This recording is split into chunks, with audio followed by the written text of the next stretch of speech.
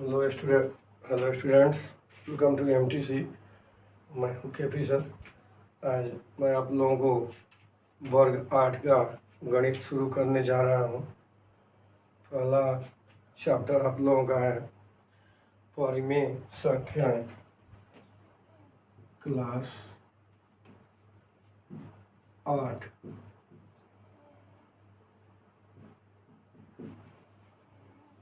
वर्ग 8।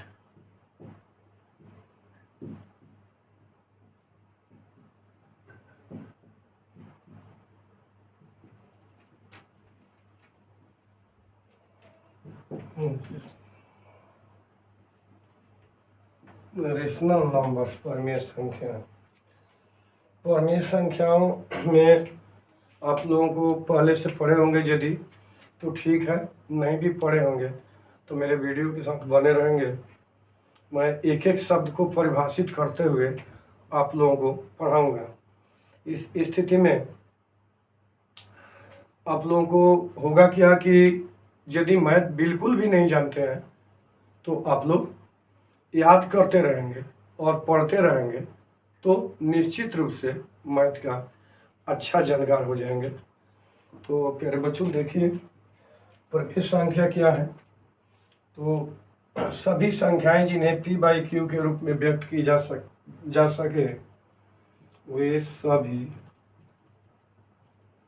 संख्याएं जिन्हें p बाई क्यू के रूप में व्यक्त किया जा सके, जहाँ p और q कोई पूर्णांक है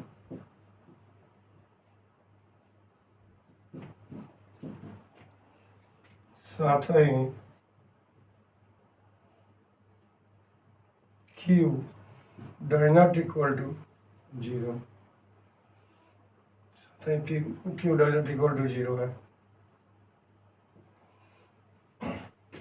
जैसे -5, -3, इसके बाद +2, +1 या -7/5 या फिर आपका -8/9 या फिर लिख सकते हैं प्लस में 3/4, 0 इत्यादि etc. All numbers which we represented by the form of p by q, where p and q are integers and q does not equal to 0 are called rational numbers. यहाँ पर आपका रेशनल नंबर आ गया। अब देखिए, इसमें एक चीज आप लोगों को मिल गया। यदि परिमेय संख्या पढ़े तो एक नया चीज है पूर्णांक। पूर्णांक क्या होता है इसके बारे में आप लोगों को हम पढ़ा रहे हैं। फिर पूर्णांक इंटीजर्स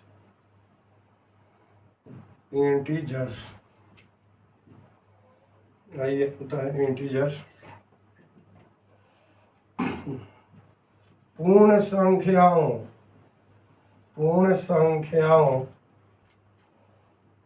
तथा ऋण चिन्ह के साथ लिखी गई पूर्ण संख्याओं के समूह को पूर्णांक संख्याओं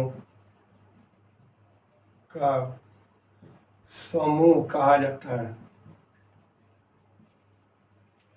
देखिए, पूर्णांक संख्या में क्या आता है कि पूर्ण संख्याओं तथा ऋण चिन्ह के साथ लिखी गई पूर्ण संख्याओं के समूह को पूर्णांक संख्याओं का समूह कहा जाता है। यानी पूर्णांक संख्या कुछ भी हो सकती है, बस बशर्ते कि वो पूर्ण संख्या हो। उसे p बाई क्यू के रूप में तो व्यक्त जब करेंगे पूर्णांक को तो परमेय संख्या बन जाएगा, और ऐसे पूर्णांक होगा।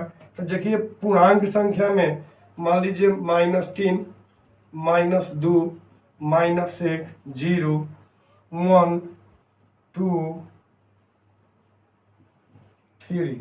अब देखिए इसमें पहले डॉट डॉट और इसमें बाद में डॉट डॉट, यानी निगेटिव अनंत और पॉजिटिव अनंत। ये निगेटिव पॉजिटिव हो जाएगा अनंत में, इधर निगेटिव हो जाएगा अनंत में। तो जैसे जैसे संख्या रेखा पर पढ़े होंगे कि जैसे जैसे दाईं ओर जाते हैं मान बढ़ता जाता है, और संख्या रेखा पर जैसे जैसे बाईं ओर जाते हैं मान घटता जाता है। तो ये कोई भी इसमें पूर्णांक है, और किसी भी पूर्णांक को हम p/q के रूप में लिख सकते हैं। यहाँ पर देख रहे हैं, तो जब इसे p/q के रूप में व्यक्त कर देंगे तो यह परमेय संख्या हो जाएगी। अब देखिए पूर्ण संख्याओं तथा ऋण चिन्ह के साथ तो लिखी गई पूर्ण संख्याओं के समूह को पूर्णांक संख्याओं का समूह कहा जाता है। तो इसमें एक चीज आया आपको, पूर्णांक संख्या है। तो पूर्णांक संख्याओं में दो प्रकार हो गया, एक प्लस चिन्ह के साथ है या केवल पूर्ण संख्या, और एक ऋण चिन्ह के साथ। तो जो पूर्णांक ऋण चिन्ह के साथ लिखी जाती है उसे निगेटिव पूर्णांक कहा जाता है, और जो धन चिन्ह के साथ लिखी जाएगी उसे धनात्मक पूर्णांक कहा जाता है। या धनात्मक पूर्णांक में क्या होता है कि प्लस का चिन्ह नहीं भी दिया जाता है। तो चलिए लिखते हैं धनात्मक पूर्णांक। धनात्मक पूर्णांक, धनात्मक पूर्णांक में होगा क्या कि 1, 2, 3, 4, 5 डैश डैश, ये आपका अनंत तक हो गया। इसको इसे या करके हम लिख सकते हैं, प्लस चिन्ह के साथ भी लिख सकते हैं। यानी कहने का अर्थ ये होगा कि धनात्मक पूर्णांक लिखते समय प्लस चिन्ह नेसेसरी नहीं है, लेकिन जब ऋणात्मक पूर्णांक आपको सूचित करना हो, ऋणात्मक पूर्णांक, तो इसमें ऋणात्मक पूर्णांक को सूचित करने के लिए आपको आवश्यक है कि निगेटिव चिन्ह का उपयोग करेंगे। जब भी ऋणात्मक पूर्णांक को लिखना हो या दर्शाना हो तो उसमें निगेटिव चिन्ह का प्रयोग करेंगे। तो इस तरह से आपका ऋणात्मक पूर्णांक बन जाएगा। और देखिए जाता है सबसे छोटा धनात्मक पूर्णांक में आपको एक 0 भी आता है। अब ऋणात्मक पूर्णांक हालांकि 1 से शुरू होता है, 0 को न धनात्मक कहते हैं न ऋणात्मक कहते हैं। तो धनात्मक पूर्णांक आपका 1 हो जाएगा और ऋणात्मक पूर्णांक -1 हो जाएगा। तो 0 हालांकि पूर्णांक में ही आता है, लेकिन न तो धनात्मक है न तो ऋणात्मक है। 0 न तो धनात्मक पूर्णांक है, नहीं ऋणात्मक। और पूर्णांकों के समूह में है।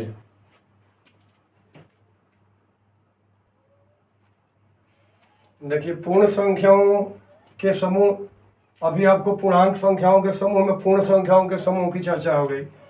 तो पूर्ण संख्याओं का समूह समझ लीजिए कि पूर्ण संख्या किसको कहते हैं। क्योंकि एक एक शब्द के बारे में जब तक अच्छा से समझिएगा नहीं तब तक समझ में नहीं आएगा। तो अभी फिलहाल जो है पूर्ण संख्या के बारे में देखिए कि पूर्ण संख्या क्या होती है। पूर्ण संख्या होल नंबर्स, होल नंबर्स।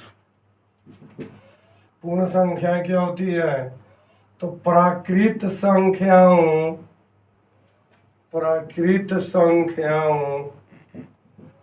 के समूह में 0 मिलाने पर, 0 शून्य या 0 बोला तो 0 मिलाने पर पूर्ण संख्याओं का समूह प्राप्त होता है। प्रकृत संख्याओं के समूह में जीरो मिलाने पर पूर्ण संख्याओं का समूह प्राप्त होता है। देखिए इसमें पूर्ण संख्या निगेटिव नहीं होती है, पूर्ण संख्या निगेटिव नहीं होती है। ये जो होता है 0 1 2 3 4 5 डैश डैश। और सबसे छोटी पूर्ण संख्या आपका हो गया 0 और सबसे छोटा धनात्मक पूर्णांक जो होता है 1 हो जाएगा। तो इस तरह से अब आगे हम बढ़ते चलेंगे इसमें समझ करके। तो देखिए फिर एक नया चीज आ गया, प्राकृत संख्या। प्राकृत संख्या क्या है? तो इसके पहले प्राकृत संख्या भी पढ़ लीजिए। प्राकृत संख्या, प्राकृत संख्याओं को बोलते हैं नेचुरल नंबर। नेचुरल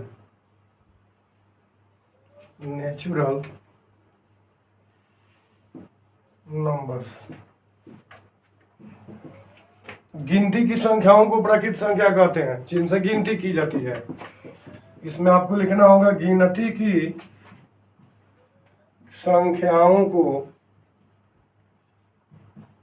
गिनती की संख्याओं को,